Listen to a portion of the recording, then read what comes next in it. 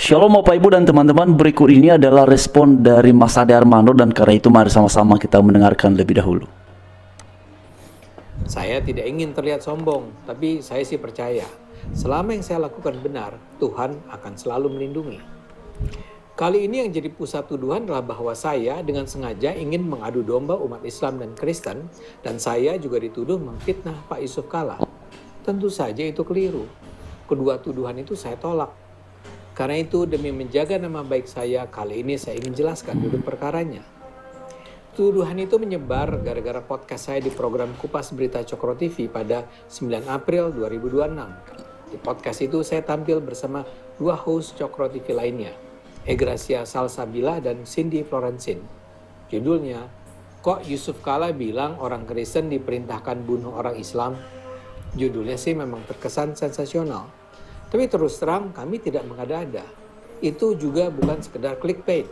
Kami saat itu membahas ceramah Pak JK dalam sebuah acara di Masjid UGM Yogyakarta. Dalam ceramahnya, Pak JK membahas mengapa agama gampang dijadikan alasan konflik, seperti di Ambon dan Poso. Pak JK mengatakan, dalam agama Islam, membunuh atau dibunuh orang Kristen akan membawa si pembunuh itu mati syahid.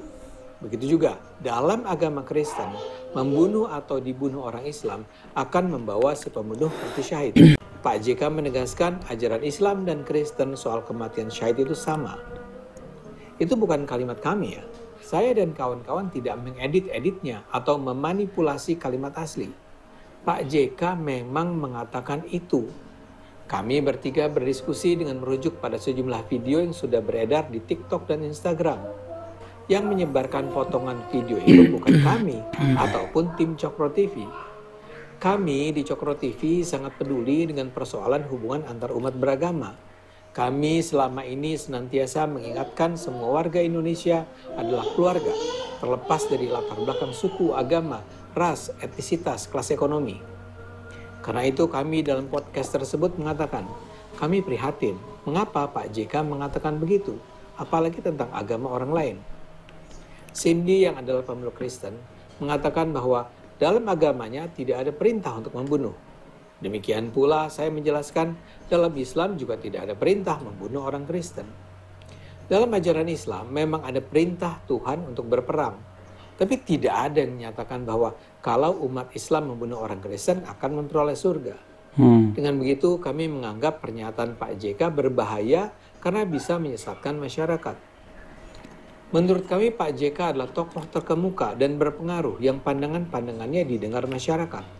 Kalau Pak JK mengatakan begitu, bisa banyak orang Islam mengikuti ajaran tersebut. Karena itulah kami merasa harus meluruskannya. Kami tidak mengecam dengan bahasa kasar. Kami rasa kami cukup sopan mengingatkan Pak JK. Tapi ternyata Pak JK dan kubunya tidak bisa menerima kritik kami begitu saja.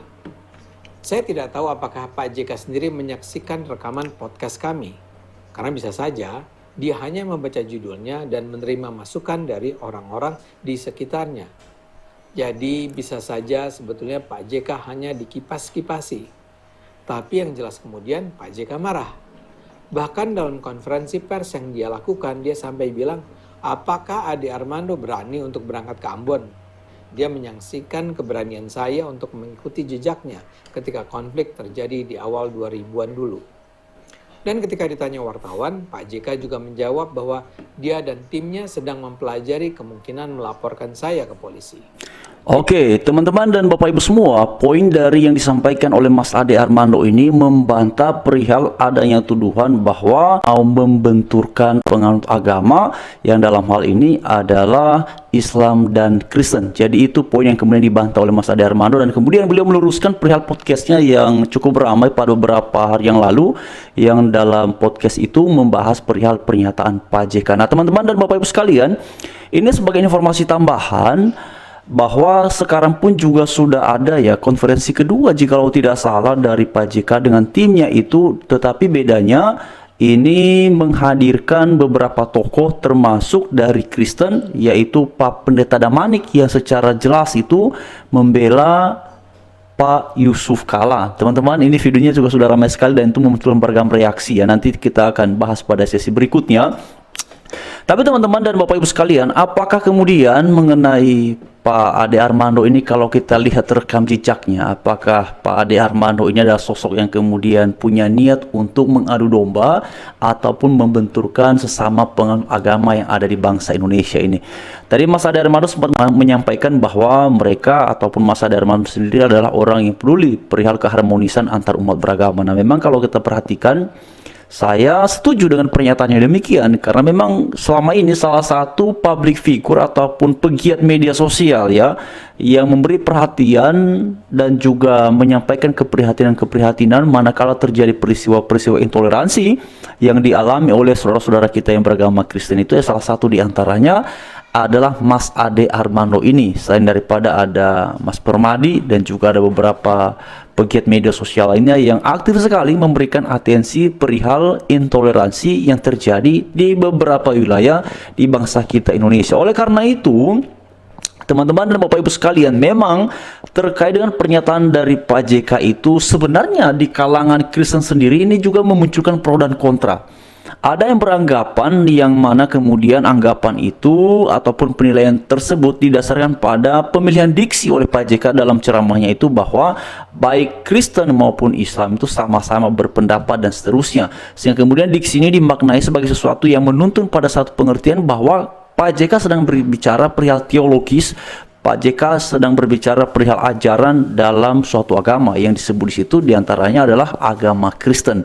Oleh karena itu muncul sikap kontra terhadap pernyataan tersebut. Tetapi sebenarnya sebelum Pak JK hari-hari yang lalu itu dilaporkan, itu beberapa sebelumnya kan sudah ada muncul beberapa statement yang mengharapkan ada klarifikasi dari Pak JK. Tetapi ternyata memang kemudian konferensi pers itu dilakukan oleh Pak JK setelah ramai itu, bahkan kemarin ada 16, 17 atau 19 laporan yang kemudian masuk untuk melaporkan Pak JK ke pihak Polisi Negara Republik Indonesia. Tapi kemudian Pak JK membuat konferensi pers dan membantah perihal itu. Lalu kemudian ada lagi konferensi pers berikutnya, itu adalah menghadirkan tokoh-tokoh yang dari Ambon ataupun yang dari Poso. Diantaranya itu adalah Pak Pendeta Damanik ya, Pak Pendeta Damanik yang hadir untuk memberikan penjelasan, dan jelas sekali sebenarnya kalau dalam pernyataannya Pak Pendeta Damanik itu membela Pak JK. Bahkan lebih lanjut Pak Damanik itu menyampaikan permintaan maaf kepada Pak JK karena menurutnya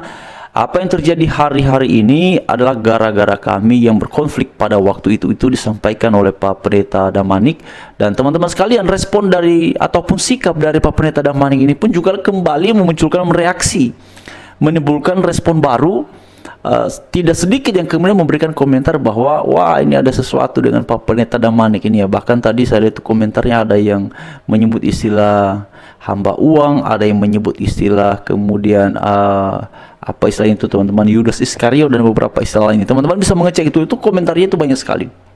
Nah, memang untuk hal seperti ini tidak bisa dibuat satu kesimpulan yang satu pihak, masing-masing akan punya sikap dan responnya. Tapi kalau secara pribadi yang melihat dan mendengar penjelasan Mas Ade Armando dan juga rekam jejaknya, kalau dikatakan bahwa Mas Ade Armando ini ingin membenturkan kedua penganut agama, saya secara pribadi teman-teman sepertinya kurang yakin ya mengenai hal seperti itu, karena rekam jejaknya Mas Ade Armando selalu berupaya untuk menyuarakan perihal tegaknya keadilan bagi semua pemeluk agama. Nah, karena itu bagaimana menurut saudara sekalian, teman-teman semuanya, silakan diuraikan. Tapi memang pada akhirnya kita berharap ya ini bisa segera tuntas, tetapi apakah akan bisa demikian belum tahu teman-teman. Tapi harapan saya pribadi supaya ini segera selesai, karena di kalangan Kristen sendiri sebenarnya juga ini agak panas juga.